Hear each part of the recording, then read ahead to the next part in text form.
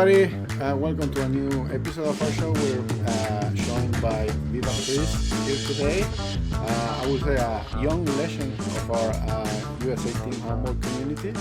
I'm really happy to have you. I'm really happy to have you here. How are you doing?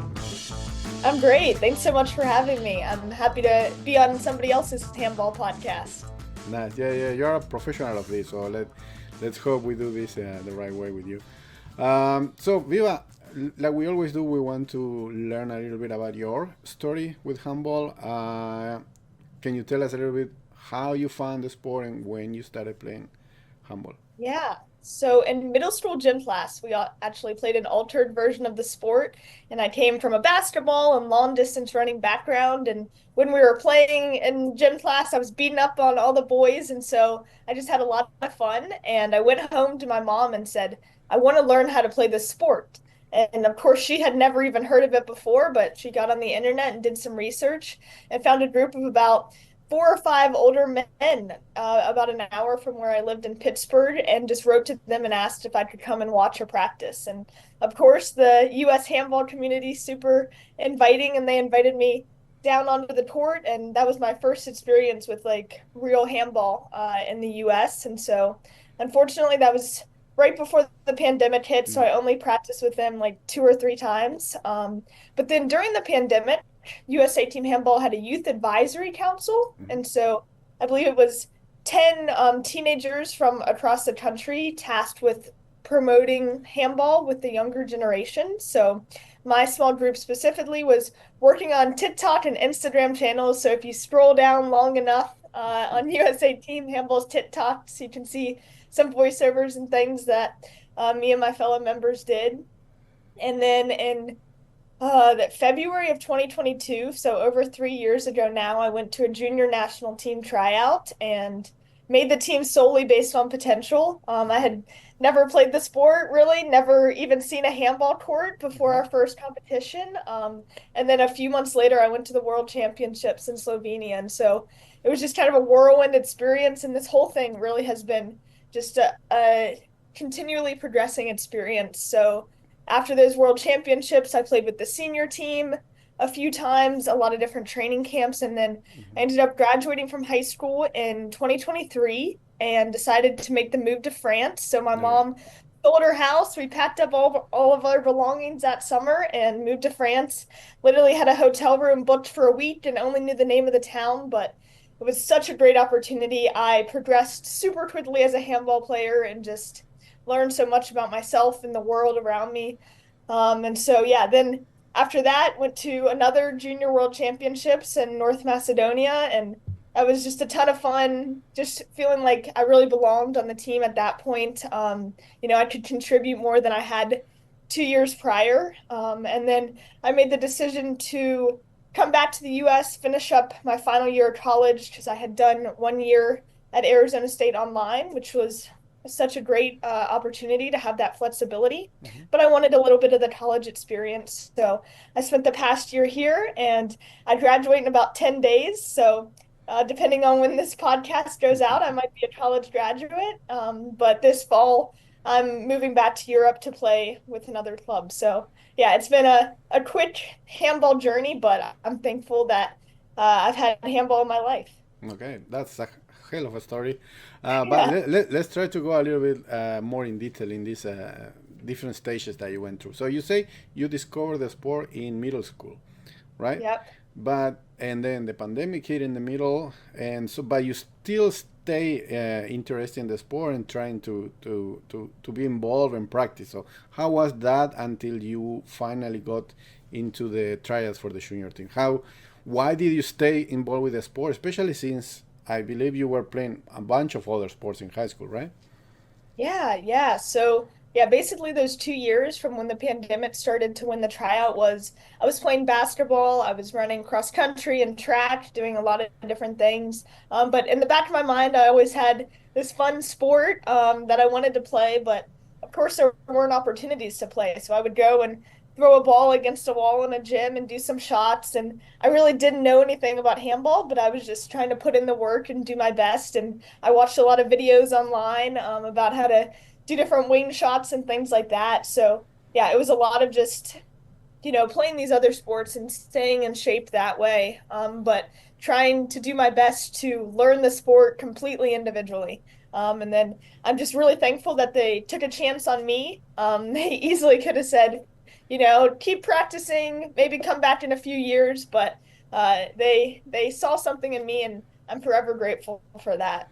Yeah, and I remember, if I'm not mistaken, about 4 years ago, you actually came out here to California for a tryout on the beach youth national team. Yeah, yeah. So I think beach was kind of the first thing that started having, practices and tryouts after the pandemic. Hmm. And so yeah, I went to California, Atlanta, all different things, trying to get a youth girls beach team together. And I think the tryout that we had in California, I was the only girl that showed Hmm. up with a bunch of guys. Yeah. So unfortunately that didn't pan out, but yeah, I think beach was kind of what was motivating me to stay involved in handball, and just the amazing community that was already developed and that was so welcome to embrace a complete beginner in the sport. Hmm. So when you went to the tryout for the first junior national team they were part of, how Yes. old were you? Which grade were you in? I would have been in 11th grade, so junior in high school. So probably, I think I was 16 years old at the Okay, time, and we're 16 or talking about 17. a yeah, and we're talking about an under 20 team. So that Yes. was your first participation, and you have participated now in three junior cycles, correct? Yeah, yeah. So, yeah, I think I was 17 when we went to Mexico City for the first time to qualify for the World Championships. And that was the first time that we had qualified in 41 years, which Hmm. was just insane.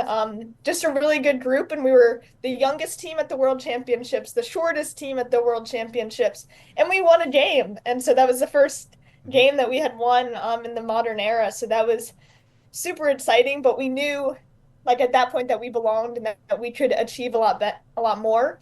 And so then in the fall of 2023, so after I had been in France for a few months, we had it was the IHF trophy.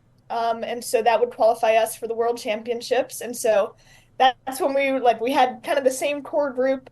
Unfortunately, we had a few different people missing out because of different school functions and injuries, but I was really proud to earn the Best Left Wing award and be named to the Hmm. all tournament team. I feel like that just made everything worth it. All my big life changes and everything, and proved that I belonged. And so then that qualified us we ended up tying with Mexico in the gold medal round and losing based on goal differential, but top two qualified. And so that was our second time at the Junior World Championships. And, we were all kind of at the top of our age bracket at that point. So we had a lot more experience. A lot of us, this was our second World Championships. And so uh, I think we all agree that we could have had a better performance, but Hmm. we were in most of those games for the first 45 minutes. And so I think just seeing our progress from 2 years before was great. And then this third cycle, we went back to Mexico City again, of course, just a few weeks ago, actually. And we won the whole tournament. Pretty commanding wins, victories. Just such a good group, a lot of 2005, so top of the age group. And we qualified for the Pan American Games. So first time that USA Handball is participating, and yeah, we're excited for our last kind of final hoorah, last going out with this core junior group. Nice. So you went from being second to being almost first just by goal differential Yes. and finally first, right? Yep, we lost to Mexico by 1 goal, then we tied Mexico, and then we beat them by like 10 goals. So There you go. lots of progress and a great Perfect. group. And besides the Junior Pan American Games, which are going to be in August this year, before that, you have another tournament coming up as well, right? For the Yeah, juniors. so that's 2006 to like 2008 or 9 or something. Hmm. So yeah, a lot of us, I think there's 8 of us that are 2005s Hmm. that will be able to participate because the men and women are different how they work with like under 21 and under 20. Right. But yeah, unfortunately, but the juniors, and then we're trying to have a youth team for the first time in a Hmm. while. So they'll have 2 different IHF trophies in Canada this summer, which is super exciting to see the young ones come over and take over. It'll be cool. Yeah, hopefully we get a third World Championship qualification there in a row. So Absolutely. hopefully. That's the goal. All right. And so that's your journey with the national team so far. And you mentioned that you play or you train with the senior team. How was that experience? Yeah, that was my first time with the senior team was in the fall of 2022. And so that was our Pan Am qualifier. It was just a great experience to train with the senior team and high level athletes who had been playing on the team since before I was born. And so just to, hear their knowledge and just the amazing experiences that handball has provided for them is just so inspirational and definitely motivates you to continue working hard and continue striving to make the team. Hmm. And then, yeah, lots of different training camps all around the world. I think I've played handball in 9 or 10 different countries at this point. So, Yeah. yeah, just tons of great experiences with friends who become family pretty quickly. All right. And you mentioned that you went to play in France. So how was that process? What motivated you to make that jump? And how has been that experience so far? Yeah, so our former senior women's national team coach, Adina Borsos, actually, she knew that I was looking to go to Europe after graduation, and she proposed the idea of me coming to play for the club that she was coaching in France. And so Saint-Amand was about 2 hours north of Paris. And like I said, I really only knew the name of the club, but I knew Adina was going to be there and looking out for me. And it can't get much better than going and training with the senior national team head coach. And so I ended up playing for the N1 team there. So that was third division, which was a great fit. I learned so much in the practices, had 8 to 10 practices every week, was Hmm. practicing with the first division team. It was difficult at first because I was the only one who didn't speak French, and so it was lonely and isolating at the beginning, but they were quick to, jump in and explain anything. And, I was relatively new to handball at that point. I had only played for a year and a half, and that was inconsistent at best. So, yeah, just like I said, learning so much about the sport, practicing so many times per week allowed me to progress super quickly and just learning so much about myself and what I was capable of on the court and outside of the court as well. So, yeah, it was an amazing experience. And after I graduate from ASU, I'm ready to go back to Europe and continue playing the sport and growing as a person. All right. And so how long you been there in France? Yeah, I was there for over a year. So, yeah, from August to August. And then, of course, the Paris Olympics were there. So I got to take in a lot of the action. I was like 30 minutes from where the handball and basketball was being played and got to see so many amazing sports and so many amazing athletes. So, definitely inspiration to keep working towards LA 28. All right. And how good is your French by now? Well, I say I speak handball French. Okay. So if you put me onto a handball court, I can figure out what's going on, but my day-to-day French could still use some improvement, I'm sure. All right.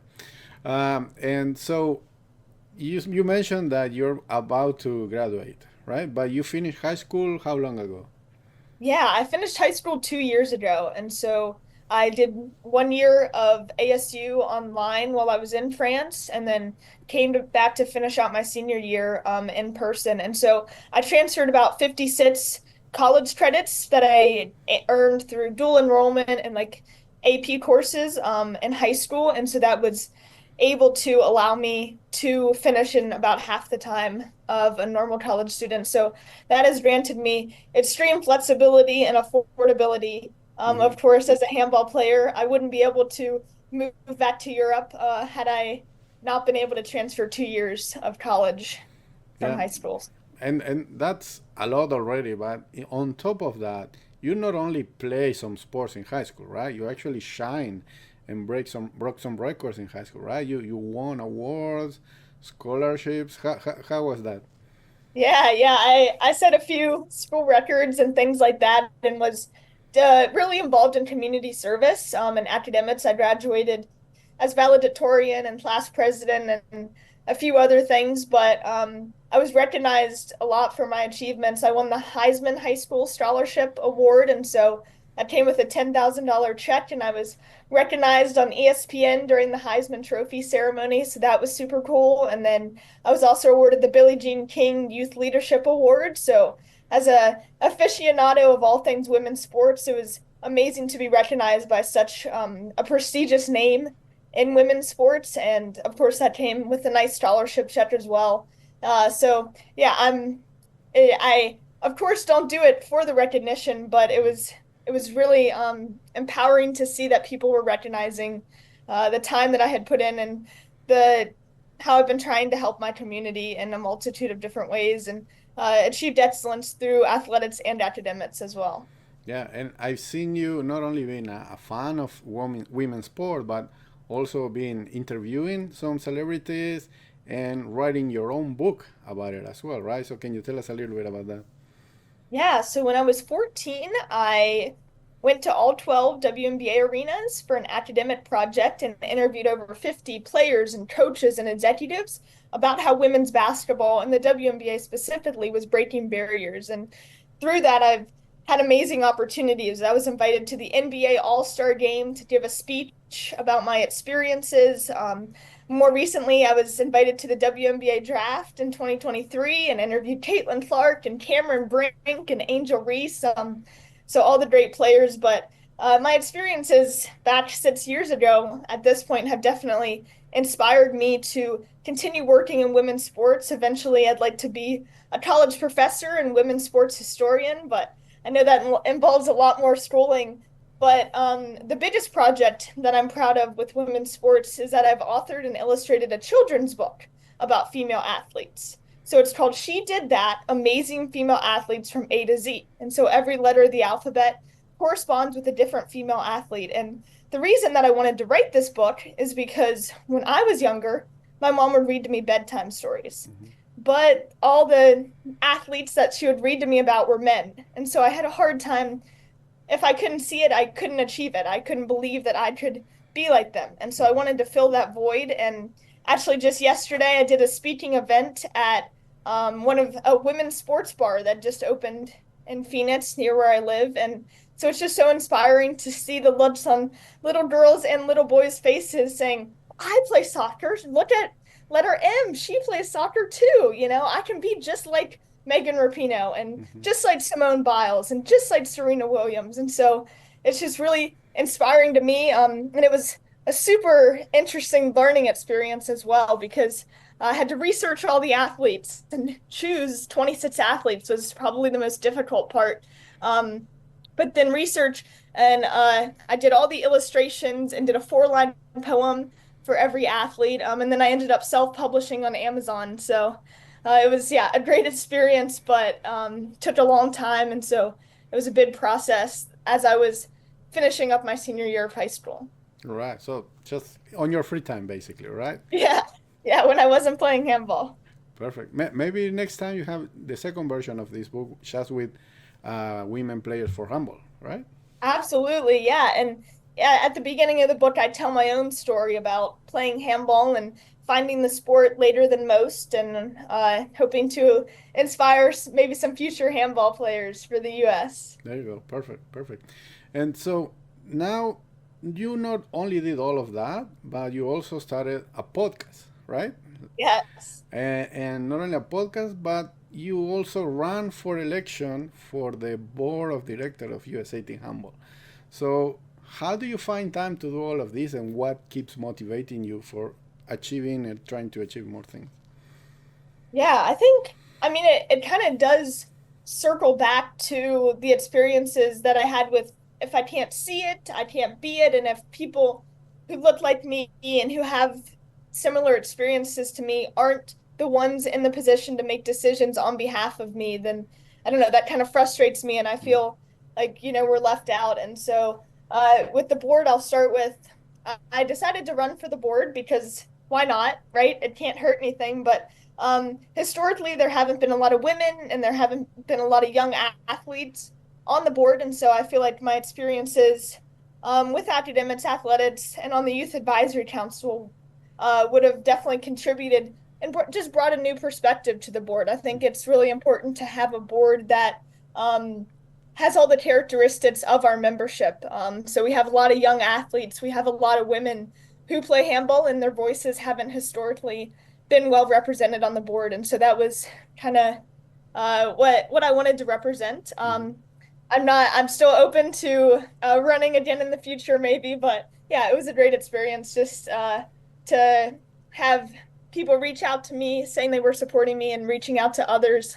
I know you did, Martin, and so I really appreciate that Yeah, and from. from what I remember, you were the only women in the list of candidates, right? Yeah, yeah, I believe 8 of us were running and I was the only woman. So, yeah, Right. I think that tells you a lot about how we need to continue growing and have different community initiatives to allow women and young people to be involved in different leadership and decision-making um, positions, not only in USA Team Handball, but in a lot of different aspects of life.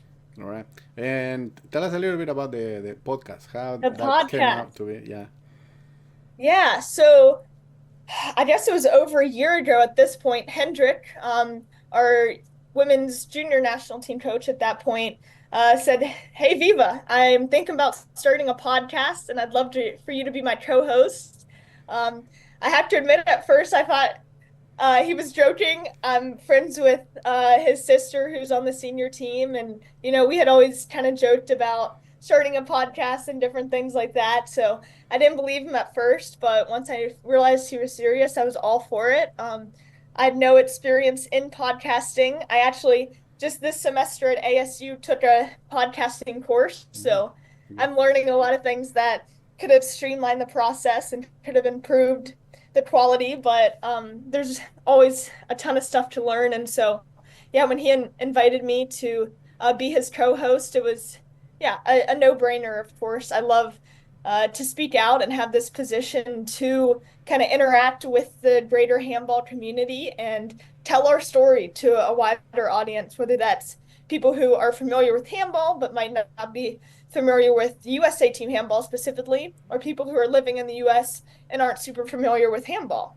Hmm. And so I think, yeah, that was our aim. And I think I want to try to pick it back up. Of course, we've had a little bit of a lull with some big changes in USA Team Handball, but yeah, it was a great experience and just interacting with guests. I'm sure you can agree, but just learning so much about things that I didn't know from coaching and CEO and different athletes and their shared experiences was a great opportunity and one that I hope to continue. Yeah, because one of the reasons that I wanted to start this podcast was to actually get to know the people, because you see each Yeah. other every time there's a tournament, you find yourself meeting there, but you never had time to sit down and talk about it, their story, their shortness. So I think this is good for the community to start knowing each other a little bit more. So that was the idea here, and I think you find the same thing on your podcast.